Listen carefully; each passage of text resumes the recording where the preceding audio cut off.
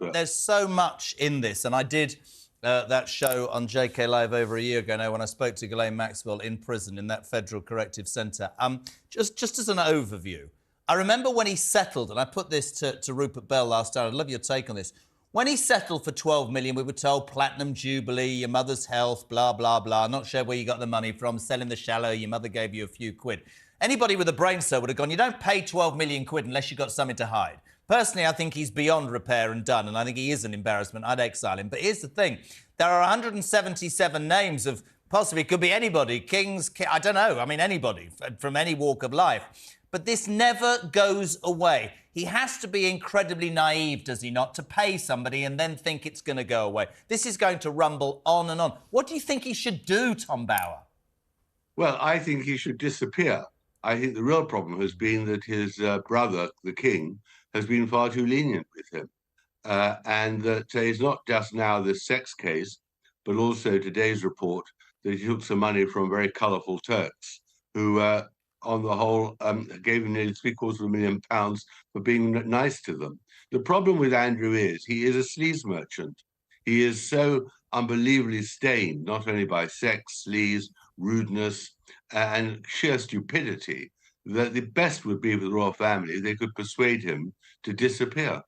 But that's a bit of a challenge, isn't it? Because Andrew's always denied the allegations against him, and he has felt that he should be able to make a comeback. Why pay the money then? That's what I don't get. Why would you pay money if you're innocent? Why would you not fight in every court in the land with respect and clear your name? Why would you pay 12 million? Well, as a point for Tom, do you think Andrew wanted to go all the way with this in terms of going through the court process? Do you think that he came under pressure because it was his mother's platinum jubilee?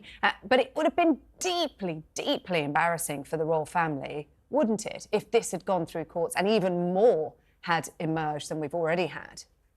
Well, not only would it be embarrassing, but he would have lost, because his explanation, his relationship with the woman, was absolutely fanciful and ridiculous. And he was crazy ever to give the interview to Emily Maitlis. And he would be even crazier to have gone into the witness box. He just hoped he could silence everything. But of course you can't, because he is guilty on so many levels. And that is the great problem for the royal family. He is a permanent time bomb, because after this case, there'll be another one for sure. Tom, my old man used to work for the royal family. They'll all be laughing in the gallery. But he always said to me that Andrew was the chosen one for reasons I'm not going to talk about on a television station, that he was always, you know, accepted and his shortcomings by his mother. For me, it's really interesting about what Sarah said about King Charles and what you said. Is it out of brotherly love that he won't exile him, for want of a better phrase? Is it, as some people have suggested, that Andrew might well have some dirt on our very own king and, in fact, the royal family, and Charles's reluctance to face it or do something, throw him out of Royal Lodge, whatever, is for fear that more could come out? Whatever the answer is, it's a mess, mate, isn't it? Absolutely, I agree with you. Of course, there's a lot that could come out, and that is exactly what King Charles fears, not only from Prince Andrew, but clearly from the Sussexes too. They all know things which we don't know, which would be absolute dynamite and undermine our faith in the monarchy. And he's all the time, King Charles is buying time and buying peace. That is the problem. After all these years, there's a lot of dirt which we haven't seen under the carpet. And I think, though, whether or not the king might want to take a softer hand with his brother when it comes to family matters and not kick him out of the family. Actually, we see in Prince William a much stronger hand in terms of Andrew being stripped of his titles when and William's not king, being I able don't to think make any you will comeback. see or hear of the Duke of York, do you? No. No.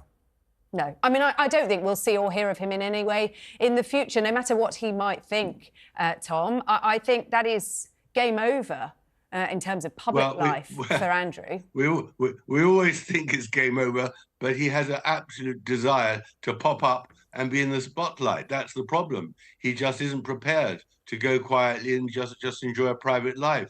He really doesn't believe that he should be a scapegoat. He believes he's being victimized. It is absolutely astonishing.